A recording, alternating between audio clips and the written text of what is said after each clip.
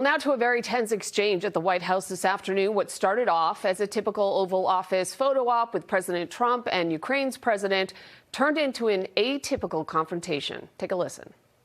We're trying to solve a problem. Don't tell us what we're going to feel. I'm not telling you. Because you're in no position to dictate that. Remember this. You're in no position to dictate what we're going to feel. The meeting saw President Trump as well as Vice President J.D. Vance repeatedly chastising Volodymyr Zelenskyy. NBC 10's Corey Smith joining us in studio to break down what happened between the three of them. Corey. Oh, things got heated, JC, to say the least. The meeting so heated, in fact, that a joint news conference between President Trump and President Zelenskyy has been canceled. Plus, Zelenskyy was told to leave the White House.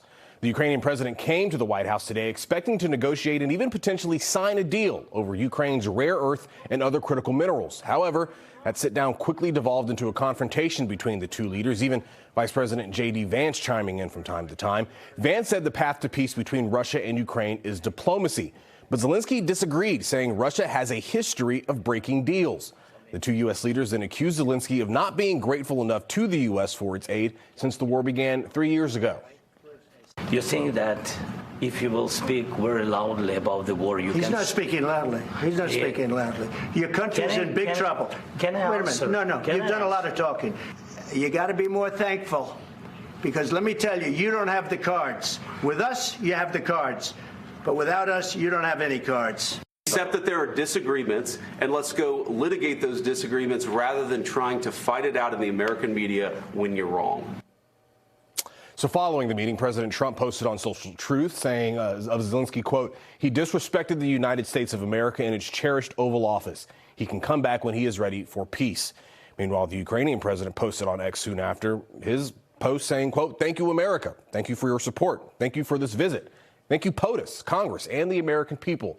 Ukraine needs just and lasting peace, and we are working exactly for that.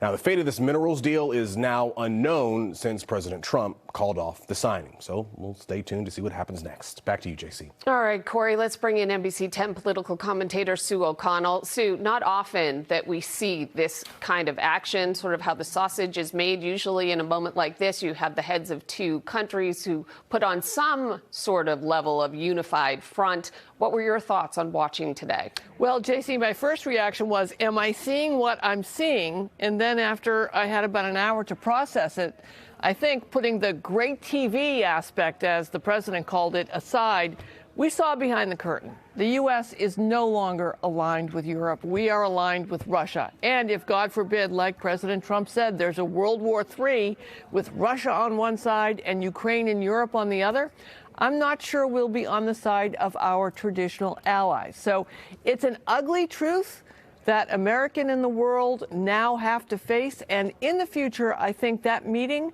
will be looked at as the moment the world order shifted. JC? Those are heavy words. Sue, okay, thank you.